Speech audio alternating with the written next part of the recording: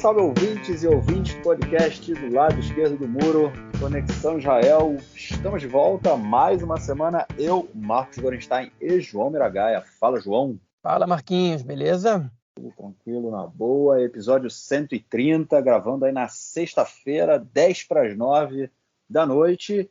É uma noite fria, aquela coisa, a gente chegando no finalzinho do inverno aqui em Israel. A gente, essa semana, fez uma onda de frio muito louca, ficou muito frio a semana inteira. Hoje com chuva também, pelo menos aqui onde eu moro, e pelo que eu vi, volta a se fazer frio na semana que vem. Novamente uma semana fria, mas torcendo aí para a primavera entrar com força, porque já deu, né? Já deu daquele frio. Bom, é isso. Vamos então, sem mais encheções, vamos passar para o nosso primeiro bloco para tratarmos de questões da política interna.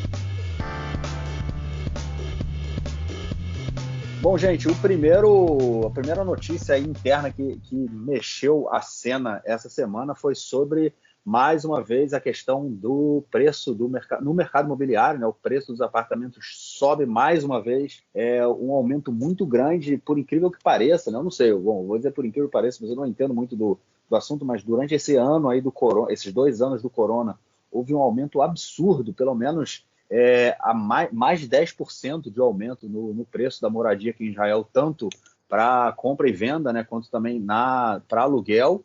E, enfim, é uma crise que a gente já comentou várias vezes, que mexe muito com a sociedade israelense, porque a grande maioria dos casais jovens aqui tem dificuldade de comprar apartamentos, de ter acesso à casa própria. Enfim, e o governo, mais uma vez, volta a demorar um pouco para agir, não age de forma ágil e rápida, e a gente vê aí mais esse aumento. João, acaba sendo desesperançoso, né, cara, para os jovens que querem comprar apartamento conseguirem dar esse passo aí na vida. Não só para comprar apartamento, né, mas para quem vive de aluguel também a situação ela é desesperadora, né? Enfim, meu salário vai... mais da metade do meu salário vai para pagamento de aluguel, IPTU enfim, e condomínio, né? Que, enfim, os prédios aqui em Israel não tem porteiro, não tem playground, enfim, então condomínio não é o mais alto aqui, mas vai tudo para, enfim, é muito dinheiro que se gasta com moradia em Israel. Mas, enfim, eu vou começar falando do alto custo de vida em geral e vou passar rápido para a parte da moradia, porque esse foi um dos poucos assuntos que se trataram essa semana em Israel que não tem a ver com a guerra. E com como isso toca Israel, evidentemente. A gente já comentou em edições passadas do podcast como o custo de vida em Israel está muito alto. Enfim, está tendo aumento dos preços, está tendo inflação no país, né? E o salário não está acompanhando. Se conseguiu evitar o projeto do Lieberman de diminuição do salário mínimo, quando eu digo diminuição é que seria um aumento menor do que a inflação que ele queria dar, de cerca de 50 agorot, que são 50 centavos de shekel por hora, que é um aumento que é insuficiente, não chega nem à correção da inflação. Vocês conseguiram evitar, e agora a luta está pelo aumento real do salário mínimo para que Israel possa acompanhar os países da OCDE, uma vez que o salário mínimo de Israel é mais baixo que da média dos países da OCDE. Mas, enfim, o governo de Israel ele é um governo que segue, de alguma maneira, e talvez de maneira até mais radical, a política econômica dos governos anteriores, né? É uma política liberal, né? A concorrência ela é o que vai baixar os preços e melhorar o custo de vida, o crescimento econômico vai gerar emprego, e que, enfim, e que isso vai automaticamente gerar aumento de salários, e que é uma visão, né? A visão enfim, talvez neoliberal da economia, cada um conceitua da maneira que quiser, mas certamente liberal, né? Dessa vez, um governo com partido de esquerda. Então, enfim, como é que o governo está fazendo para reduzir o preço dos alimentos? Liberando a importação de produtos agrícolas do exterior com menos impostos e permitindo que grandes empresas do ramo alimentício abram filiais em Israel, como, por exemplo, o grupo Carrefour, né, que vai finalmente abrir enfim, vai abrir sua rede aqui no país. Né? E há negociações com a Walmart, etc, etc, etc. Então, essa é a maneira que o governo acha que baixar os preços e melhorar a situação social do país. Enfim, o que, na minha opinião, na minha visão de mundo, é muito questionável e uma visão muito equivocada. Mas, enfim, só que em relação à moradia, o governo, ao mesmo tempo que ele está mais ou menos com as mãos atadas, eu já explico por quê, por outro lado, ele também não se esforçou nada, né? O governo ele não inseriu no orçamento aprovado para o ano de 2021, absolutamente nada que favorecesse, que fosse um incentivo à diminuição do preço do aluguel, absolutamente nada. E no acordo de coalizão, a que ela citou isso essa semana num podcast que eu escutei, o Sim Política, né? Uma conversa que teve com a gente, as duas são do canal 12. O acordo de coalizão é o 11º item, a questão da moradia, que é um fator de crise em Israel já há pelo menos 10 anos, né? A gente teve grandes manifestações no ano de 2011, movidas, né? Principalmente, o principal fator de mobilização dessas manifestações era o alto custo da moradia, e o governo colocou no acordo de coalizão, a coalizão, esse foi o item número 11, o governo se compromete a trabalhar para que o aumento no preço da moradia não exceda muito a média dos últimos anos. Ou seja, ele já entende que o preço vai aumentar, e não se compromete a fazer diminuir. Só que normalmente muito. Ou seja, uma maneira de dar para a situação praticamente entregando tudo, né? entregando os pontos e dizendo, ok, está com vocês. E, de repente, quando a crise bate na porta, com o aumento de 11%, com o aumento desse ano, né, do aumento da moradia, toca na porta do governo, que é muito significativo para as famílias de classe média, para as famílias pobres em Israel, aí eles têm que levantar, enfim, vai ter que começar a se mexer e lançar algum projeto para que a situação melhore, né? O penúltimo, né, ministro das Finanças, o Moshe Kahlon, ele se dedicou muito a tentar diminuir o preço da moradia. Ele lançou mão de projetos que têm resultados questionáveis, mas ele tentou muito, né? E do jeito dele, e alguns resultados foram até positivos, alguns programas são questionáveis, como Mehir Lemistaken, que são sorteios que se fazem para que as pessoas paguem menos impostos na hora de comprar apartamentos em determinadas áreas do país, enfim, pessoas que estão classificadas em determinadas faixas de renda, e etc, etc, etc, principalmente para casais jovens. Ele tentou trabalhar com isso. O governo atual, ele não tentou até agora. Okay? E existem maneiras de você diminuir o custo da moradia também para um governo que segue o modelo liberal da economia. Agora, por que a questão da moradia ela é tão complicada e complexa em Israel? A população de Israel cresce muito, e o ramo da construção civil ele é um dos principais pilares da economia israelense. Enfim, basicamente, se você interrompe a construção civil, você tem dois problemas no país. Você vai ter déficit de moradia, porque a população israelense ela cresce num ritmo muito acelerado, por um lado, e, por outro lado, você interrompe o crescimento econômico. Israel é um país que vem crescendo constantemente nos últimos anos, e isso não tem a ver só com high-tech, tem a ver com outras áreas, como, por exemplo, a construção civil, e as empreiteiras têm muito poder, e o governo não quer simplesmente atrapalhar, né, esse crescimento, porque tem quem compra esses apartamentos. A gente não está falando de israelenses, a gente está falando também de investidores estrangeiros, que compram justamente como elemento de investimento, sabendo que eles vão valorizar, ou para revender, ou para alugar aqui em Israel. Tem várias imobiliárias que trabalham com isso, e corretoras, grandes corretoras, empreiteiras que lucram muito com essa situação. E Israel simplesmente está entregue, né, a essas empreiteiras nessa situação, e o governo agora teve que prometer melhorar a situação. Só que o Lieberman ele já admitiu, pelo menos ele foi sincero, falou, olha, nesse primeiro ano não vai ter o que fazer. No ano que vem, a gente espera que a gente consiga estagnar, ou que aumente pouco, para que daqui a 2, 3 anos as coisas comecem a melhorar. A gente acha que daqui a 3, 4 anos o preço do imóvel vai cair com os projetos que a gente vai lançar agora. Okay? O único ministro que realmente fala sobre esses projetos é o Zeev Elkin, que é justamente o ministro da construção, da habitação. Okay?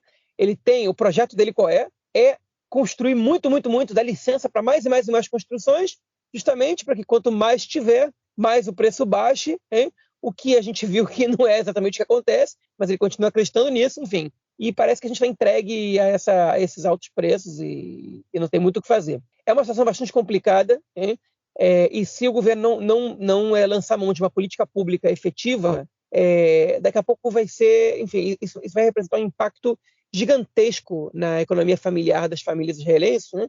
Isso já representa, mas isso vai transformar famílias inteiras, né, vai levar famílias inteiras à situação de pobreza, porque fica praticamente impossível você viver pagando um custo tão alto assim de aluguel, enfim, e a gente vai ter um sério problema em Israel, porque a desigualdade já cresce no país, e quando essa desigualdade começar a significar pobreza ou extrema pobreza em números maiores dentro do que a gente tem, talvez o governo quebre a cara. Só para completar minha fala, foi feita uma pesquisa há pouco tempo, né, não me lembro agora o número o nome da instituição que realiza essa pesquisa, que mostrou que para 43% da população israelense a questão da economia tem que ser a prioridade número 1 do governo. Okay? E o segundo fator mais importante foi a ameaça iraniana, com 13%. Okay? E o corona ficou... essa pesquisa foi feita no auge da última onda e o corona ficou só em terceiro lugar, com 11% dos votos do público do país. Ou seja, o governo precisa agir de maneira urgente para resolver parte desses problemas econômicos do país, econômicos sociais, porque senão essa conta vai bater na porta dele. Só um comentário acerca do que você falou, que o Lieberman falou que em torno de 4 ou 5 anos, né, os preços vão baixar. Cara, é uma previsão, né? Porque na verdade é sempre assim, não? Uma previsão que a gente sempre escuta, né? A quantidade de vezes que eu já escutei pessoas falando, não, é uma bolha imobiliária e a bolha vai estourar, e isso vai baixar, e vai estourar, e vai baixar. E isso não acontece, né? Eu estou em Israel vai fazer 11 anos e meio, já tem que eu estou aqui em Israel, e desde que eu cheguei aqui é sempre a mesma história, sempre que a bolha vai estourar em algum momento, os preços vão baixar, e a bolha nunca baixa. Então, acho que é mais uma previsão aí. Eu acho que, enfim, não foram apresentadas as políticas ainda, né? Depois que forem apresentadas, a gente pode tentar avaliar quais poderiam ser os impactos na questão aí do mercado imobiliário, mas essa questão de os preços vão baixar é algo que eu sempre escuto aqui. Não passa do Ciput. Está sempre aí, a gente nunca vê isso acontecendo. Bom, vamos então à nossa próxima notícia do bloco, que é sobre o corona. É isso aí, gente. O corona não acabou, né? A gente começou a falar da guerra, o mundo inteiro começou a falar da guerra e falamos menos sobre o corona, mas o que acontece é que o índice de contágio aqui em Israel voltou a subir e está mais uma vez próximo de 1, ou seja, uma pessoa passa a contagiar uma pessoa. E depois que, caso, né, esse índice de contágio aí, ele passe de 1, a gente volta a ter novamente perder o controle sobre a pandemia. João, eu já tenho visto muita gente aí na rua, né, cara, andando na rua, no espaço livre, todo mundo anda sem máscara, até porque não é obrigatório, mas em locais fechados tá se tornando cada vez mais corriqueiro, assim, ver as pessoas não usando máscara, mercado, shopping, enfim, muita gente sem máscara, apesar da grande maioria, né, é verdade, né, que a grande maioria ainda respeita e ainda continua usando, mas o corona, será que volta a ser mais uma ameaça aí com essas novas variantes, né? Tem a variante aí, a Delta Cron, né, que seria uma mistura da Delta com a Omicron, então volta a ser mais uma vez ameaçar a gente, cara. Não sei, é muito difícil de saber isso. O que a gente sabe é que o índice estava descendo, né, estava baixando, diminuindo de contágio por pessoa, e agora ele voltou a subir, estava em 0,9, subiu para 0,95, e agora está chegando a 1. A gente ainda tem mais de 300 doentes graves no país, ainda não divulgaram se foi uma nova variante responsável por essa contaminação. O governo ele calcula que isso não vai ser crítico, porque cerca de metade da população teria sido contaminada com essa última onda, né? Mas, enfim, por alguma razão esse índice está subindo. Não é que ele subiu um dia ou 2 dias, ele está subindo, né? A gente teve agora pela primeira vez as festividades de Purim sendo comemoradas no país. Nos últimos 2 anos a gente não teve, porque foram justamente... na verdade a gente teve em 2020, mas 2021 a gente não teve, 2022 a gente voltou a ter, então depois de 2 anos finalmente se comemorou. Purim é uma festa que as pessoas, enfim, saem fantasiadas e fazem muitas festas no país, tanto de rua como em lugares fechados, mas não é exatamente igual ao carnaval, embora algumas pessoas comparem, né? Enfim, achem parecida um pouco as duas festas com essas fantasias e da alegria e tal, e do esporte que as pessoas tomam, mas Purim pode ser um fator que vai disseminar o vírus novamente no país. Por sorte, essa chuva e esse tempo frio enfim, fizeram com que algumas festas de rua não acontecessem nesse ano em Purim. Mas, enfim, é um pouco é um pouco preocupante, sim, essa situação desse novo surto. Okay? Resta ver se o governo tem razão, se é um surto pequeno e localizado, ou se é uma nova variante ou subvariante que pode fazer com que a gente tenha uma sexta onda, né? E aí, enfim, vai ser um Deus nos acuda isso aqui. Deus nos acuda, né? Vamos ver, né? Chega, né? A gente não aguenta mais essas ondas aí, né? Tomara que pare por aí. Vamos ver, até porque, enfim, a política do governo nessa última onda, né? Foi realmente deixar a galera se contagiar, né? Deixar o pessoal ficar doente em função, primeiro, do alto índice de vacinação e também por conta da gravidade, né? Dessa variante, que aparentemente era... Enfim, aparentemente não, né? Se mostrou ser mais leve do que as outras. Então, realmente, chega aí a um alto nível de pessoas ainda que se contagiaram, então ainda com muitos anticorpos vivos e correndo pelo organismo. Então, vamos torcer também, se caso a gente chegue a uma nova onda, que ela seja pelo menos uma marolinha, né? Bom, e vamos então à nossa última notícia desse bloco, que é uma notícia, quase uma break news, né? Uma notícia de hoje, aí do final da tarde, o falecimento do Rabino Kanievski, o líder, né, dos ultra-ortodoxos Litaim, né, que é uma das correntes aí, do movimento ultra-ortodoxo. A gente falou muito deles, agora eu não me lembro, né, já sendo sincero, não me lembro qual foi a onda do corona, que no início ele não fez nenhuma... Ele se colocou contra a vacinação, depois acabou falando que era necessário vacinar, ficou doente, inclusive, pegou o corona, e ele morreu com 94 anos, ou seja, ele quando ficou doente, ele tinha para ir mais de 90 anos, 92, 93 anos, passou ileso por isso, mas hoje veio a falecer, né, por outras questões. Mas, enfim, um dia de luta aí no movimento ultra-ortodoxo, né, cara? Enfim, vale a pena Por que o Kanievski, o Rabino Kanievski, é tão importante, né? Vale a pena a gente explicar um pouco isso.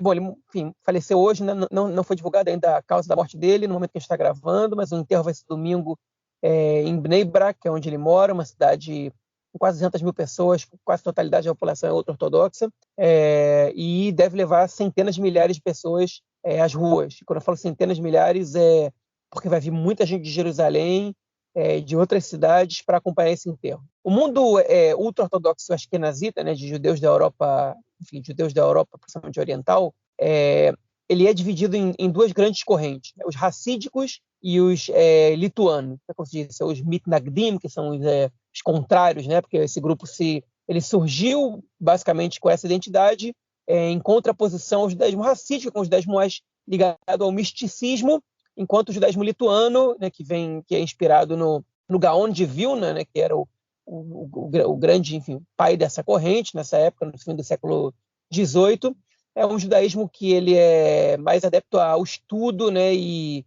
ao Talmud do que ao Zohar e a Kabbalah, como é o judaísmo racídico. Mas os dois lados são ultra-ortodoxos e askenazitas, né, que vem da Europa, né, e que seguem a lei judaica e a tradição, não só a lei, como a tradição, né, enfim, de maneira muito radical, digamos assim, né, estrita.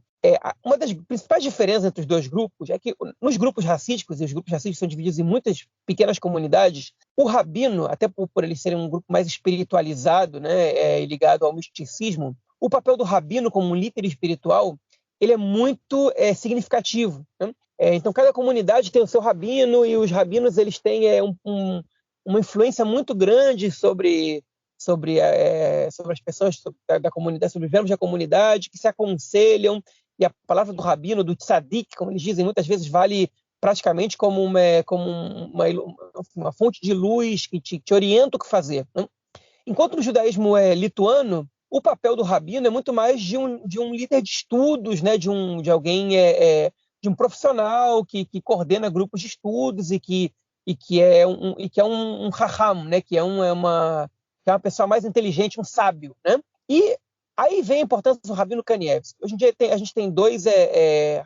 hoje em dia o judaísmo lituano ele tem dois principais rabinos, tinha, né, em Israel, que eram o Rabino Kanievski, que faleceu hoje, e o Rabino Steinitz, né, que segue vivo. O Rabino Kanievski, ele assumiu esse posto não tem muito tempo, não tem muitos anos, quando um outro rabino da sua corrente faleceu, okay? E ele, na verdade, é um posto que não é oficial, né, de liderança desse grupo, é um posto que ele é dado mais ou menos natural aos grandes sábios, okay? E a grande importância do Rabino Kanievski ela veio do fato de que ele se comporta em relação ao público que frequenta e que é adepto dessa corrente, como se fosse um rabino racídico, né? Os rabinos lituanos, eles, quando tomam grandes decisões, eles consultam conselhos rabinos, como, por exemplo, a corrente sefaradita também faz, o Shas, por exemplo, né? O partido, que é um partido, mas que também é uma corrente religiosa ao mesmo tempo. Eles têm um conselho de sábios da Torá, eles se consultam antes de tomar grandes decisões. E o Rabino Kanievski, ele é um cara que tomava decisões por conta própria, pelas suas próprias opiniões, né? E isso, ele era um sujeito muito carismático e muito respeitado na comunidade lituana, e ele tinha tanto respeito que as pessoas seguiam as suas orientações, mesmo ele não consultando um grupo de sábios, né? E as opiniões dele, elas eram tão importantes que o Netanyahu teve que se consultar, né, com ele, talvez teve que tentar convencê-lo a declarar, né, a ser adepto aos lockdowns que ele estava recomendando à população judaica, à população israelense, perdão, durante as primeiras ondas da corona, porque a população ortodoxa, que os ouvintes que estão com a gente há mais tempo vão se lembrar, não respeitava os lockdowns, okay? Justamente porque parte dos rabinos diziam que isso era menos importante do que a reunião de judeus para que pudessem rezar em conjunto, né? No judaísmo existe um minyan, que é um mínimo de 10 pessoas, no caso da ortodoxia, 10 homens, com mais de 13 anos, para que possam ser realizadas cerimônias religiosas. E, enfim, e que a reza, para alguns desses grupos, era mais importante do que fazer o lockdown, porque aproximar-se de Deus enfim, ajudaria a vencer a doença mais do que ficar em casa e evitar o contágio, né? Alguns grupos foram abertos em relação a isso. Ou por outras razões também, as quais a gente até debateu aqui. Mas, enfim, eu não quero entrar nesse ponto agora. Então, o Netanyahu, ele se consultava, e às vezes o Netanyahu tinha que falar com o neto do Rabino Kanievski, que depois levava a questão do primeiro-ministro para o Kanievski, porque às vezes o Kanievski não queria receber o Netanyahu, você precisava receber. Esse era o status que ele tinha, de tão importante que ele era, né? No mundo racídico isso nunca ia acontecer, porque é muito mais fragmentado. Enquanto o mundo lituano, os sábios, eles são mais unificados, e o Kanievski, ele assumiu uma posição muito importante, né?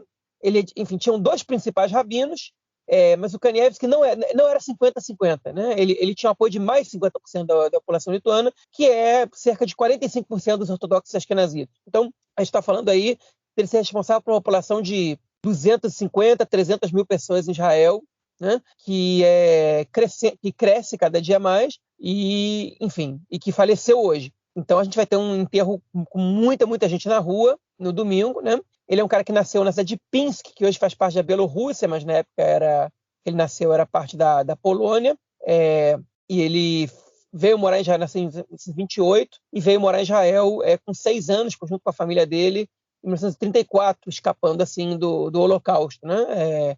Que dizimou a população judaica da região. Em 1934 ele veio para cá, né, na época da quinta onda de imigração, e aqui ele, enfim, ele já era filho mais velho de um grande rabino, e aqui ele foi construindo sua carreira como rabino e sua influência ao longo dos anos, né? E ele se tornou a figura-chave já idoso. Enfim, o presidente Buzz Herzog já divulgou uma mensagem de solidariedade, e a gente vai escutar outras delas durante a semana, como isso aconteceu numa sexta-feira. A gente ainda não teve tempo de escutar essas mensagens públicas, mas, enfim, é uma situação de grande impacto na sociedade israelense, principalmente no mundo ultra-ortodoxo. É facilmente um dos 5 rabinos mais importantes do país, enfim, que veio a falecer hoje. E agora a gente também vai ter que esperar aí a fumacinha branca, né, para decisão de quem será o próximo líder, né, da corrente lituana ultra-ortodoxa. Bom, vamos então ao nosso próximo bloco para tratarmos de questões relacionadas à política internacional. É isso aí, gente. A gente fala muito aí da guerra, né? Quase um mês, né? Um pouquinho menos, mas enfim, quase um mês a gente comentando aí da guerra da Ucrânia, entre Rússia e Ucrânia, e o que isso implica aqui em Israel. E o que tem acontecido também continuam, né, as negociações entre, principalmente os Estados Unidos e o Irã para a assinatura do acordo, né? Do acordo nuclear, para que o Irã não continue enriquecendo urânio, pelo menos essa era a previsão. O que a gente teve essa semana, que tanto que o bloco, né, comandado aí pelos Estados Unidos e também que tem a Europa e outros países, se aproximaram muito do acordo com o Irã, mas isso vem sendo muito criticado aqui em Israel, principalmente pelo Bennett, né, o primeiro-ministro Naftali Bennett, e o ministro das Relações Exteriores, Yair Lapid. Israel perdeu um pouco do rumo nesse barco, né, cara? Ficou meio à mercê aí e agora tem sido pouco ouvido na decisão que vem sendo tomada. Pois é, os Estados Unidos e a Europa estão finalizando agora o acordo nuclear com o Irã, e um dos tópicos que foram levantados essa semana foi de que a Guarda Revolucionária Iraniana ela deixaria de ser considerada uma organização terrorista na lista de organizações terroristas consideradas pela União Europeia e pelos Estados Unidos, especialmente pelos Estados Unidos. E isso gerou uma insatisfação muito grande do governo israelense, especialmente do primeiro-ministro Naftali Bennett e do ministro do Exterior Yair Lapid, que enfim, estão bastante descontentes com essa possível tomada de decisão, né, e parte da negociação do acordo nuclear. O acordo nuclear que a gente estipula que enfim, pelo que a gente escuta, o governo israelense não está exatamente satisfeito com ele, mas, por outro lado, ele também teme que o acordo não seja feito, porque sem acordo a gente viu o que aconteceu nos últimos anos. Mas a notícia que circulou essa semana foi sobre a Guarda Revolucionária. Na verdade, essa questão de considerar ou não considerar a Guarda Revolucionária como organização terrorista, ela é uma questão simbólica, okay? mais do que prática. Né? Ela não tem grandes efeitos práticos na relação de Israel com o Irã, da Guarda Revolucionária com o resto do mundo, do regime iraniano com o resto do mundo. Mas a gente tem que entender o que é a Guarda Revolucionária, pelo menos de grosso modo, para poder também entender por que o governo israelense está insatisfeito. A Guarda Revolucionária é a instituição mais poderosa do regime iraniano, de modo que ela controla cerca de 40% da economia do Irã, é controlada pela Guarda Revolucionária. Ela indica quadros importantíssimos para o governo e, enfim, é uma instituição, é uma milícia, né, oficial, com um poder espantoso, né, tremendo ali dentro. E qual é a questão que incomoda mais Israel nessa consideração? É que a Guarda Revolucionária quem cuida de todo o operativo, da logística e da passagem de dinheiro do Irã para atividades do Hezbollah no Líbano e do Hamas e da Jihad Islâmica na faixa de Gaza, especialmente, mas também na Cisjordânia. Então, o governo israelense está insatisfeito porque a organização que banca, ou uma das organizações que banca os atentados contra Israel, ações contra Israel, ela seria retirada da lista de organizações terroristas, que para o regime iraniano é uma grande vitória e para Israel é uma derrota no plano simbólico. Agora, a longo prazo, a gente não sabe o que isso significa e, a princípio, isso é totalmente simbólico. Então, basicamente, essa é a questão do momento em relação ao acordo nuclear com o Irã. Eu acho que Israel perdeu um pouco essa questão do rumo, né, da sua possibilidade de influenciar nas decisões. Acho que é muito por conta da posição dos últimos governos, dos últimos governos do Netanyahu, né, por exemplo, apoiar a decisão e não só apoiar, né, mas incentivar a saída do acordo, né, que foi tomada aí pelo Donald Trump. E na hora em que isso volta, né, o governo Biden resolve voltar a fazer essa negociação com o Irã, o Israel perde um pouco desse espaço, né, que tinha, porque, enfim, não tem como influenciar da mesma forma que influenciava antes, mesmo sendo um governo diferente. Além disso, acho que também tem a questão do Irã entrar num patamar diferente, né, porque fala, olha só, a gente estava negociando isso há uns anos atrás, vocês resolveram sair do acordo, das negociações, agora a gente volta para as negociações, já não vai ser o patamar que a gente tinha 2 anos antes, ou sei lá, quanto tempo antes. Ou seja, o Irã ganha uma força, né, no momento em que essas negociações voltam, e Israel perde força, perde espaço aí, né, nesse cenário. Acho que essa é uma questão muito, muito interessante da própria política israelense até, e da política, quer dizer, do resultado, né, do que foi a política israelense nos últimos anos, e agora o país tem que arcar, né, com as consequências.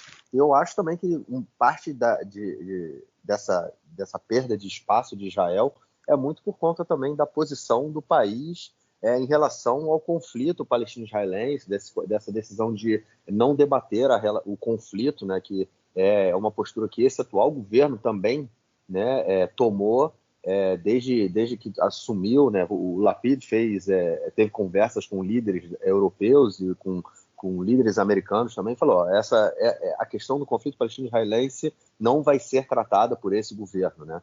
E, enfim, como não era tratado também pelo governo Netanyahu, pelas vias diplomáticas, dizendo assim, então acho que essa perda de espaço aí, perda de influência, né, do país, né, dos últimos governos, né, da política israelense dentro do cenário internacional que envolve o Oriente Médio e os Estados Unidos e a Europa é muito em função disso. Mas, enfim, vamos ver como é que esse acordo vai ser assinado, quais serão os itens, né? Em breve a gente vai ter um acesso grande a isso e a gente comenta para ver o que vem por aí. Bom, e a segunda notícia do bloco, ela também tem a ver com o Irã, que é sobre um bombardeio, né, do Irã ao consulado americano no norte do Iraque, que foi, quer dizer, o Irã diz que esse bombardeio foi feito por conta de ataques israelenses saírem ali daquele consulado, inclusive correndo o boato aí de que seria uma base secreta do Mossad. É óbvio que é secreto, porque tudo que envolve o Mossad é secreto, mas o Irã teria descoberto ali que o Mossad fazia suas operações dali, e esse bombardeio foi feito. O interessante nisso tudo é que não houve nenhuma retaliação, nenhuma resposta séria, né, do governo americano, muito em função também dessa questão aí envolvendo esse acordo.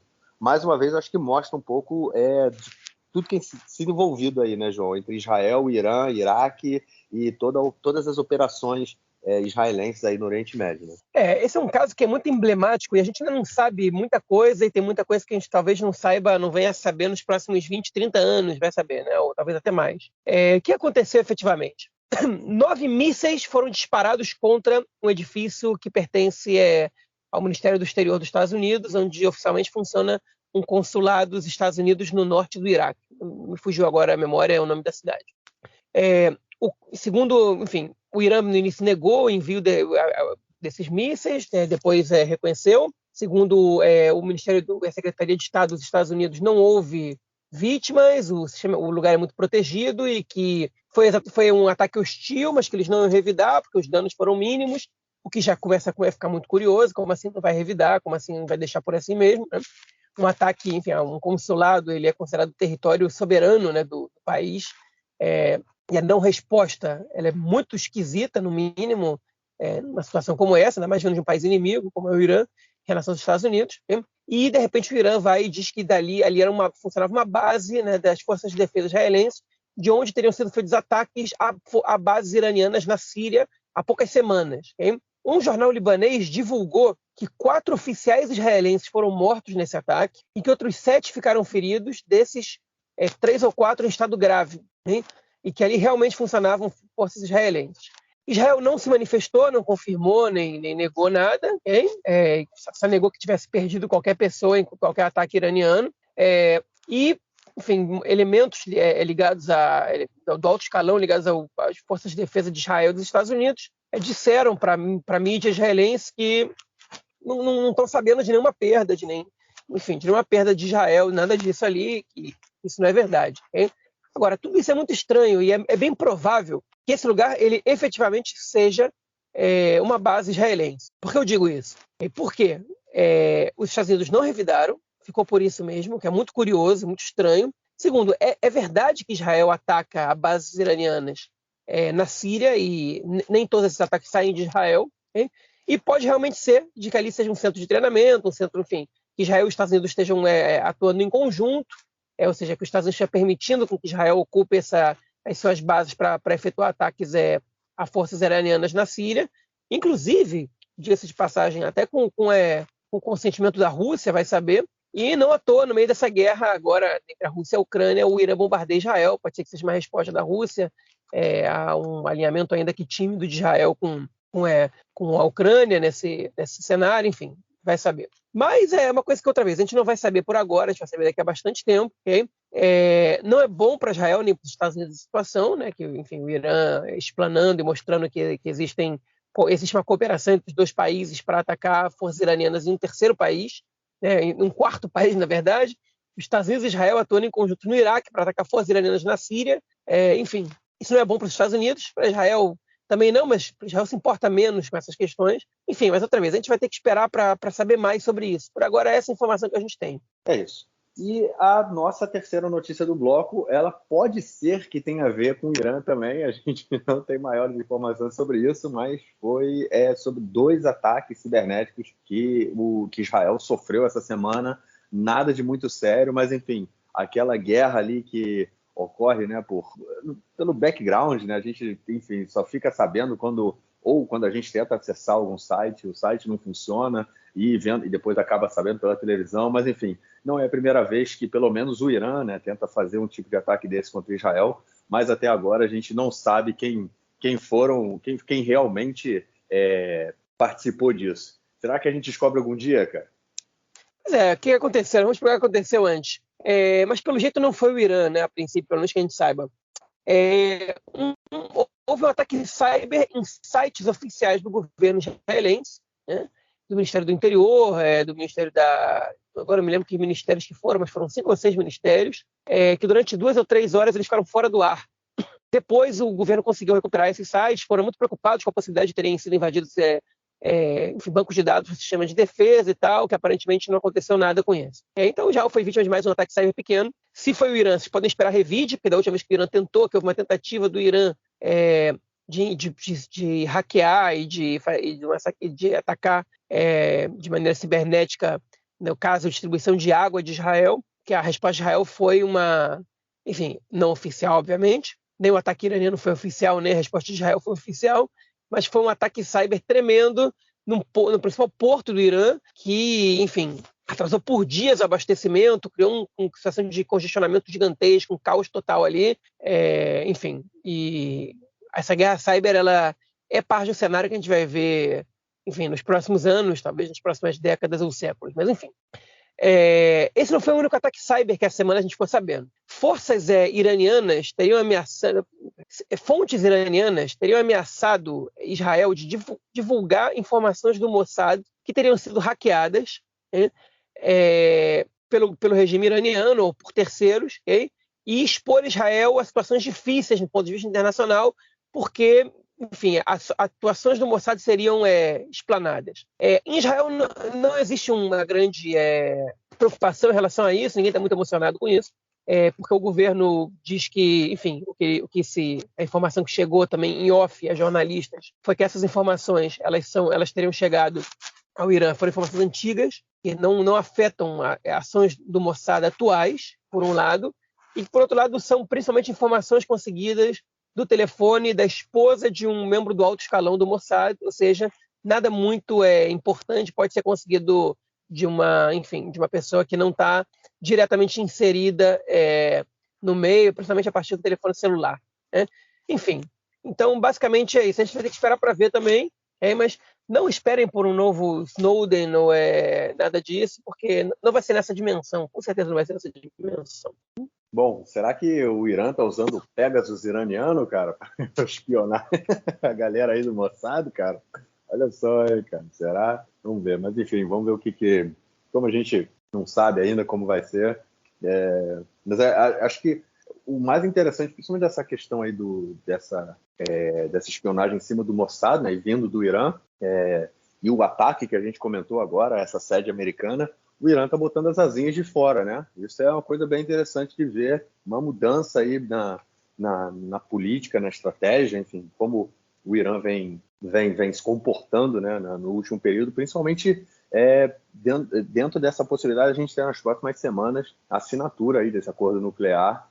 O Irã coloca as manguinhas de fora realmente, e, enfim, a gente com certeza vai ter momentos de emoção aí nesse próximo período aqui em Israel. Bom, vamos então ao nosso próximo bloco para tratarmos da questão da guerra entre Rússia e Ucrânia.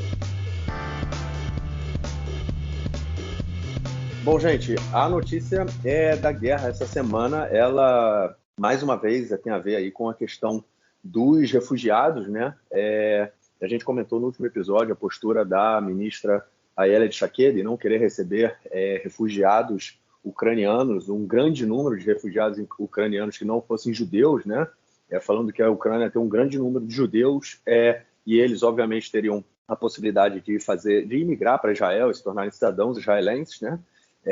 E ela aceitaria esses refugiados aí de bom grado, porém, refugiados não judeus, ela não teria aí não gostaria de abrir as portas para um grande número de refugiados. A polêmica foi muito grande durante toda essa semana, mas ela continua, né, cara? Sofreu críticas, a Shaked sofreu críticas aí de tudo quanto é lado, e o país acaba ficando aí numa situação muito difícil, né, frente à comunidade internacional, no momento em que fecha as portas para os refugiados que não sejam judeus, né? Ela passou por uma situação agora que ela teve que voltar atrás e, de alguma maneira, tentar não sair muito feio, ok? Porque ela tentou logo de imediato barrar a entrada de refugiados ucranianos, ok? Agora, essa situação, ela, por um lado, okay, ela é favorável a ela, né? Porque esses refugiados, eles não vêm direto da Ucrânia para Israel, não tem voo da Ucrânia, então Israel poderia deportar essas pessoas da da Polônia, da Romênia, da Bielorrússia, eles poderiam ser deportados. Então, enfim, essa é a situação que a gente tem agora. Então, essa parte positiva. A parte negativa para ela é que Israel tem um acordo desde 2013, se não me engano, com o governo da Ucrânia, que os ucranianos podem entrar em Israel sem necessidade de visto. Okay? Então, ela, em teoria, não pode limitar, não pode proibir a entrada de ucranianos em Israel. Não pode vetar que eles no aeroporto entrem, porque eles podem entrar sem necessidade de visto. É um acordo bilateral entre os dois países. E ela, quando se deu conta disso, e que as ações de proibição de entrada de imigrantes elas são ilegais, ela tentou compensar isso ampliando, de alguma maneira, em conjunto com a agência judaica, as Aliot, que são a imigração judaica ucraniana para o país, okay? E permitindo o número de refugiados, que vai ficar entre 10 e 15 mil não judeus, mas que, enfim, a gente não tem muita informação sobre isso. Então, qual é a facilidade que eles estão dando? Uma vez que agora a Ucrânia está em guerra, uma situação bastante complicada, e a agência judaica ela tem que verificar a elegibilidade da pessoa para que seja, ou basicamente, tem outras categorias também, mas basicamente que tenha um dos 4 avós judeus, ou que seja convertido ao judaísmo por alguma corrente reconhecida pela agência judaica, hein? Pelo fato da agência judaica não estar tendo hoje condições de avaliar isso da maneira como deve, porque tem organizações institucionais, enfim, tem instituições da Ucrânia fechadas, rabinos que dão certificado de judaísmo que não estão trabalhando, etc, etc, etc. Qualquer pessoa que exista um mínimo um mínimo indício de que pode ser incluído na lei do retorno, que é essa lei que permite essas pessoas irem viver em Israel, né, que se estipula que na Ucrânia a gente tem 200 mil pessoas nessa categoria, a pessoa que tem mínimos indícios de que possa estar na lei do retorno vai entrar em Israel e vai ser recebida com uma ajuda que vem do Ministério do Bem-Estar Social para saúde, para comida e para moradia, basicamente. E futuramente, se a guerra se estender também para conseguir trabalho. Se essas pessoas conseguirem provar a médio prazo que são elegíveis segundo a lei do retorno, elas ficam em Israel como cidadãos, inclusive com alguns benefícios, e se não, elas eventualmente vão regressar à Ucrânia, ok? E aí entra o número de refugiados que Israel aceita receber, que não são judeus ou que não são elegíveis à lei do retorno. Essa foi a maneira que ele encontrou para que as coisas não ficassem tão ruins. A gente precisa dizer que desde o início da guerra, que não tem nem um mês, já entraram 5 mil ucranianos, segundo a lei do retorno. Vale lembrar que nos últimos anos a quantidade de ucranianos que tem entrado em Israel ficou entre 5 e 7 mil em um ano. Agora, em menos de um mês, foram 5 mil. É provável que esse ano a gente tenha aí uma entrada de talvez 30, 40 mil ucranianos em Israel, o que, em geral, esse número 30 mil corresponde ao número de imigrantes de Olim de todos os países do mundo em um ano, pelo menos assim, essa foi a média dos últimos 6, 7 anos, varia entre 26 mil, 32 mil por aí, então só da Ucrânia esse número pode superar, okay? É um número muito alto, não tão alto quanto foi de imigrantes da ex-União Soviética nos anos 90, né, que tinha uma média de entre 70 e 100 mil ex-imigrantes da União Soviética por ano, né? o que, enfim, era um número altíssimo, e o país tinha que absorver essas pessoas de todas as maneiras possíveis. Okay? E uma das preocupações que agora algumas áreas do governo têm hoje pelo fato de que os refugiados, na verdade, são, em sua grande maioria, refugiadas. São mulheres, uma vez que os homens, todos entre 18 e 60 anos, eles estão proibidos de sair da Ucrânia, eles têm que ficar para defender o país. Então, os que não são idosos, nem crianças e adolescentes, são todas mulheres, ok? E a gente tem aqui um fenômeno que aconteceu em Israel com a imigração de judeus da ex-União Soviética e também com uma certa imigração ilegal de ucranianos, que já é uma coisa que já acontecia em Israel, né? Ainda antes da guerra, que é o fenômeno, o triste fenômeno da prostituição das mulheres, enfim, de língua russa, aqui no país. Esse fenômeno ele foi trabalhado nos últimos anos, não só da prostituição desse público específico, mas da prostituição em geral. Né? Israel, enfim, lançou uma lei, a Knesset aprovou uma lei que criminaliza a pessoa que usa os serviços da prostituição, e, enfim, para não culpabilizar a vítima, considerando que a prostituta é uma vítima da sociedade, etc, etc. E o número diminuiu, ações do Ministério do Bem-Estar Social também foram feitas, o país trabalhou para isso, a prostituição no país diminuiu, hein? Mas ainda existe esse estigma e esse temor de que a prostituição vai ser um caminho comum encontrado por essas mulheres se o governo, obviamente, não der uma possibilidade de dignidade a essas pessoas de sobreviverem aqui em Israel. Inclusive, há pouco tempo, uma atriz russa-israelense deu uma declaração bastante polêmica, né, dizendo insatisfeita, com razão, dizendo que todos os papéis que ela é convidada, 90% dos papéis que ela é convidada para fazer no cinema israelense são de prostitutas, e que isso que todas as prostitutas nos filmes e nas séries são russas, né? E que as russas, o problema não é que elas que retratam a gente como prostitutas, que isso lamentavelmente foi parte da realidade. O problema é que só retratam as mulheres russas como prostitutas praticamente, né? Enfim, então essa é uma das questões para as quais estão chamando a atenção, okay? Mas também o número de refugiados que entram no país, o mínimo de condição para viver, também não é menos importante, okay? E esse conflito, ele expôs a Ayelet Shaked, mundialmente falando, e botou ela em uma contradição gigantesca contra o Yair Lapid, que é o membro do governo, seguramente do alto escalão, mais pró-Ucrânia que a gente tem, né? E ele teve que fazer algumas ligações para ela, tiveram momentos de indisposição entre os dois. Ele quer que Israel aumente o número de refugiados que o país recebe, e, enfim, eles tiveram problemas. E ele, se tudo ocorrer de acordo com o programado, o que ninguém sabe quais são as chances, né, se são grandes ou pequenas, mas, enfim, ele assumiria o cargo de primeiro-ministro daqui a menos de 2 anos. Okay? E teria que conviver com ela como ministra da Justiça e um membro importante do governo, ela que não cede em relação às suas convicções ideológicas, talvez porque ela seja uma pessoa muito convicta ideologicamente, talvez porque ela ainda espere que a direita israelense a receba nas suas fileiras depois desse governo no qual ela é acusada de traidora, né? Por estar compondo com partidos da esquerda também, com partidos árabes, etc. Enfim, então a gente tem toda essa questão aí. Bem ou mal, a Ayelet Shaked, ela é a ministra do governo, talvez, enfim, entre os deputados, talvez alguns não, mas ela é a ministra do governo que mais bate de frente com o próprio governo, justamente porque ela não abre mão das suas posições. Ela renunciou como deputada, então ela não é obrigada a votar em leis com as quais ela não concorda. E no gabinete ela faz todo o esforço possível para que as posições dela sejam sempre empurradas e quando não, ela em geral faz bagunça, né? Como a gente está vendo agora. E a aposta do Marquinhos é que ela vai ser quem vai derrubar o governo. A minha aposta é o Benny Gantz. Pode ser que ele acerte no final das contas, pode ser que ele acerte.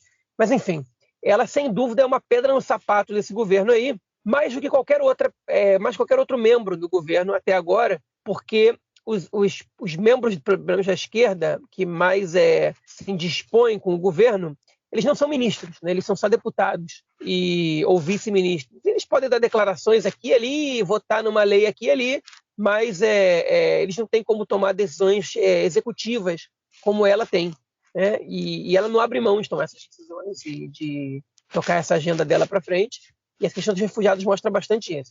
E o debate, que é estúpido, que ela estava gerando, que inclusive ela trocou no jornal Haaretz, o jornalista Raviv Drucker, né, escreveu uma coluna criticando a posição da Ayelet Shaked, e ela recebeu o direito de resposta no Haaretz, que é um tradicional jornal da esquerda israelense, e respondendo ao Raviv Drucker sobre essa questão, ela continua alegando que é uma questão de manter o status judaico do Estado, como se uma quantidade razoável de refugiados ameaçasse o caráter judaico do Estado de Israel. Agora, a gente tem que levantar uma questão que também é importante para isso.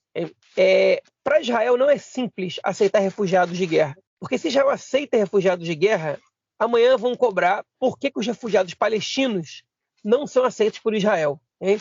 E isso, para a direita israelense, é um cuidado que eles têm que tomar o tempo inteiro, para não ser pressionados pela comunidade internacional, porque, enfim, eles têm muito receio de que eles não possam lidar com a questão dos refugiados palestinos, porque eles não propõem nenhuma solução para essa questão, ao contrário da esquerda, né? Que também não quer, a esquerda sionista também não quer o retorno dos refugiados palestinos para o país, porque isso seria uma ameaça gigantesca à maioria judaica no Estado.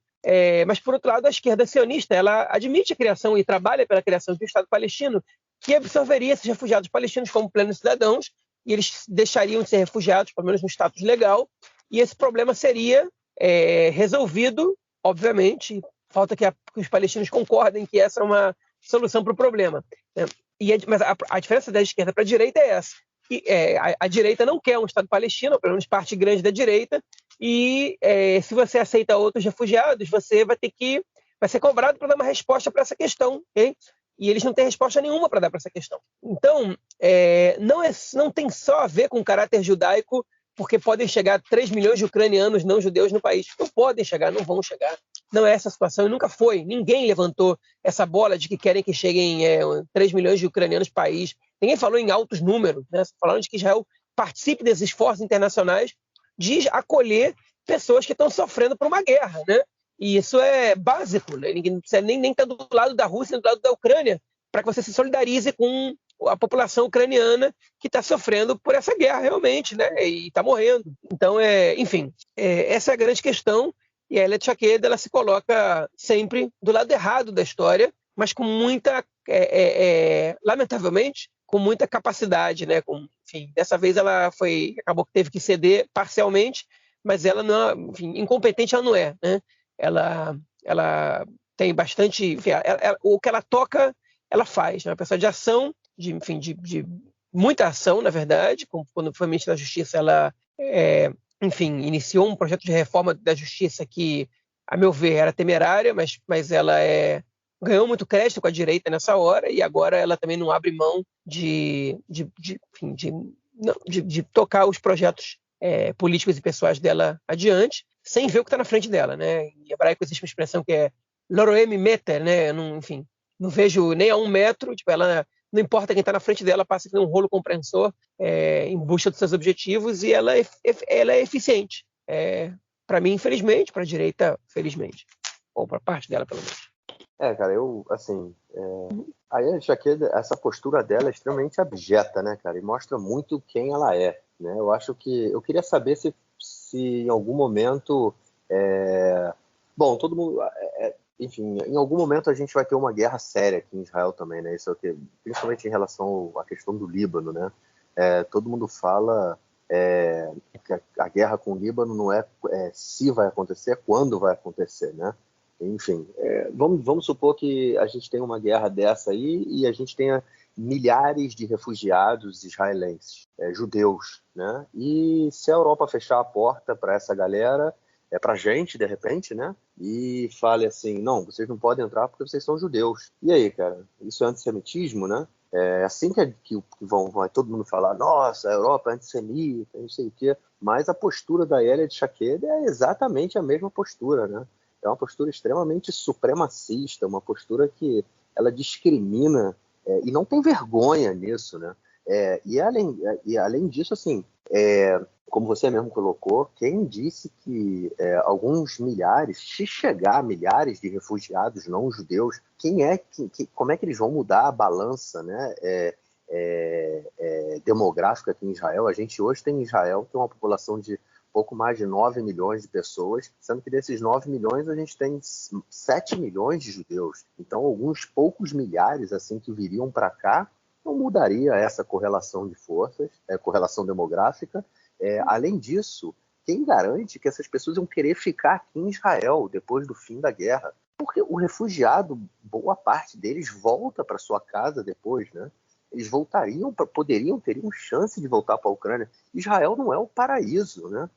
Para nós judeus, é muito difícil viver aqui. A gente comentou de crise econômica, de moradia, de alto custo de vida. Imagina para um refugiado, né, que não sabe a língua, que tem que aprender uma língua diferente, uma cultura diferente. O cara está saindo de um país do leste europeu para ir para o Oriente Médio. Eu sei que o israelense gosta muito de dizer que nós somos parte da Europa, mas nós não somos, nós somos o Oriente Médio. A cultura israelense ela é do Oriente Médio. Não adianta, por mais que tenham vindo milhões, né, de judeus ashkenazim dos últimos judeus europeus, né, milhares, e depois enfim, chegou a milhões aí de judeus europeus ao longo do século XX, a cultura israelense é uma cultura do Oriente Médio, não é uma cultura europeia.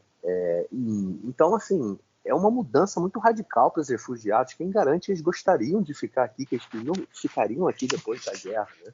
Então, além disso, muito arrogante, enfim, é muito, muito ruim. É muito ruim ter uma pessoa dessa como na porta da frente assim, de Israel, do país, né, e dizendo como é que vai ser a postura do país dentro dessa crise aí, dessa guerra na Europa, que está acontecendo na Europa agora.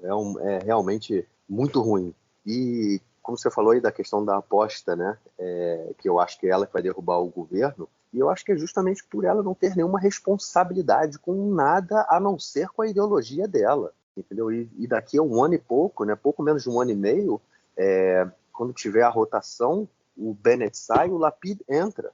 O Lapid tem uma postura mais, né, de centro do que ela, obviamente, ela é de extrema direita.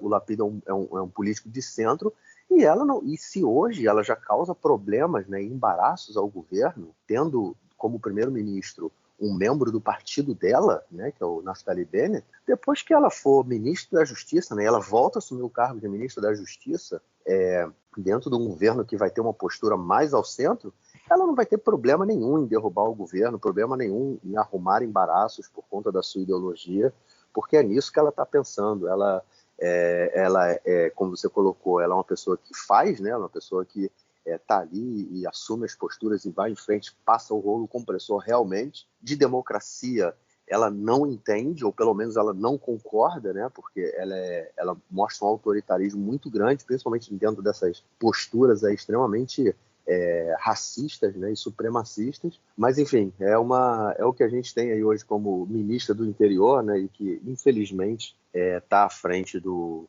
país. E o mais interessante, assim, é mais uma pessoa tomando uma postura, tendo um papel fundamental dentro do governo, sendo de um partido que tinha 6 cadeiras. Tanto o primeiro-ministro quanto ela, né? 6 cadeiras, e estão dando as cartas, né? Eles dão as cartas hoje no que está sendo definido aí dentro da política israelense, que mostra uma loucura total. Bom, mas é isso. Vamos então passar para o nosso próximo bloco para ouvirmos o comentário do camarada Nelson. Manda aí, Nelson. Meu caro Goran, tem amigos do Conexão Israel do lado esquerdo do muro. Mandar um abraço para o João, que deve estar realmente terminando agora o feriado de Purim e depois planejando o feriado de Pessach, da Páscoa Judaica aí. 3 semanas de folga, o João deve estar planejando uma bela viagem com a família. Neste final de semana, começando os playoffs finais do Campeonato Israelense. Campeonato Israelense que vai até maio. Campeonato Israelense de futebol, a liga principal do futebol masculino. 6 times jogam no playoff principal. Quem faz mais pontos é campeão. Lembrando que mantém a pontuação da fase anterior. Então, quem foi o primeiro colocado como o Maccabi Haifa, o atual campeão, larga na frente. O terceiro colocado é o Maccabi Tel Aviv, que vem com um aproveitamento muito bom e vem encostando. O sexto colocado foi o Hapoel Tel Aviv, completando o Natânia, o Hapoel Beersheva e o Bnei Sachnin. Os outros times estão no playoff do descenso. Os 2 últimos colocados serão rebaixados. Lembrando que os 2 times de Tel Aviv, o Beitar Jerusalém e o Hapoel Jerusalém, estão fora da zona de rebaixamento, mas uma contagem muito tênue aí. Eles estão lutando para não cair. O Maccabi Petach Tikva é um dos times que está na zona de rebaixamento. É isso aí. Agora todo jogo vale muito. todo jogo, qualquer erro pode ser fatal e qualquer arrancada pode levar um time que está lá embaixo ao título. O time que está em sexto colocado, o Hapoel Tel Aviv, ainda pode ser campeão, e o time que está na primeira colocação, que é o Maccabi Haifa, que é o atual campeão, pode de repente despencar. Tudo em aberto. É isso aí, um grande abraço. Valeu, mestre. Brigadão pelo seu comentário e, obviamente, te esperamos na semana que vem. João, algo mais a declarar ou a gente fica por aqui? Tem uma coisa assim para declarar, para comentar, na verdade.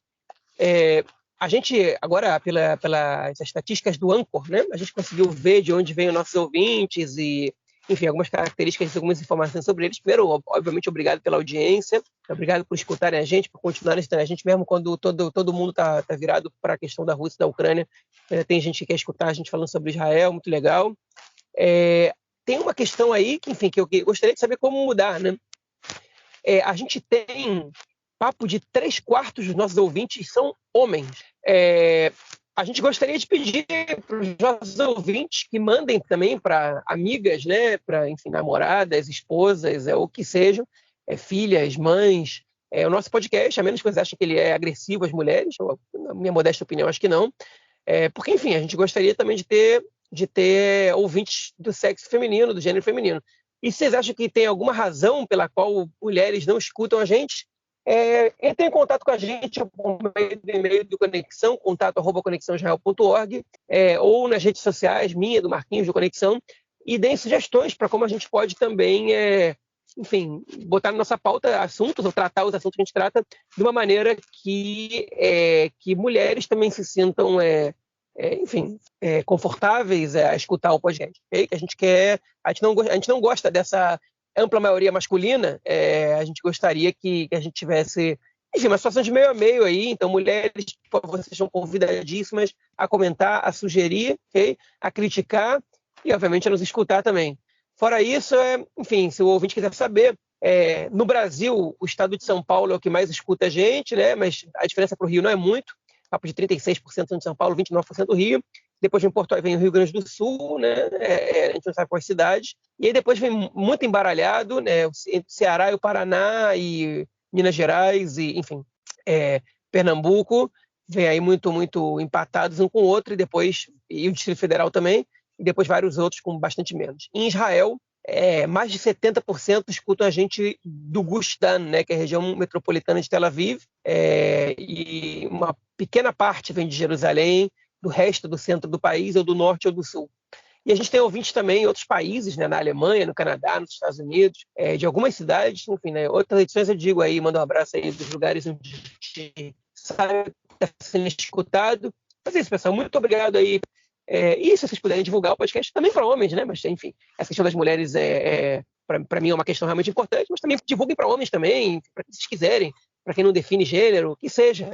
A gente quer ser escutado, e se vocês acham que a gente vale a pena, por favor, compartilhem. Bom, João, só uma informação acerca disso também. Eu não me lembro qual podcast que eu estava ouvindo recentemente, e comentaram também que a grande maioria do público é público o Medo e Delírio em Brasília. O Medo e Delírio comentaram isso também. Então. Sim. Mas o Medo e Delírio eu entendo, né? Porque é muito escatologia, muito palavrão, muito não sei isso, e às vezes a impressão que dá é que também... a gente não faz isso, né? Mas também chegaram a comentar que como é que chama? Que o público majoritário de ouvintes de podcast é um público masculino. Até que ponto, eu não sei até que ponto essa estatística é correta, mas enfim, de qualquer forma, com certeza vale a pena aí a divulgação e para a gente poder ampliar o nosso público feminino ouvinte. Então ficamos por aqui. Um episódio longo, começou a gravação na sexta-feira, terminou no sábado, agora é sábado, 9h30 da noite. A gente teve um problema, o Skype não gravou parte do nosso episódio, e a gente está regravando aí uma parte deles, então a gravação ficou longa, um dia inteiro de gravação, mas enfim, assim que eu conseguir editar, ele vai pro ar e vocês vão estar ouvindo tudo fresquinho. João, a gente se ouve então na semana que vem para gravar o nosso próximo episódio. Grande abraço, cara. Um abraço, até mais. Tchau.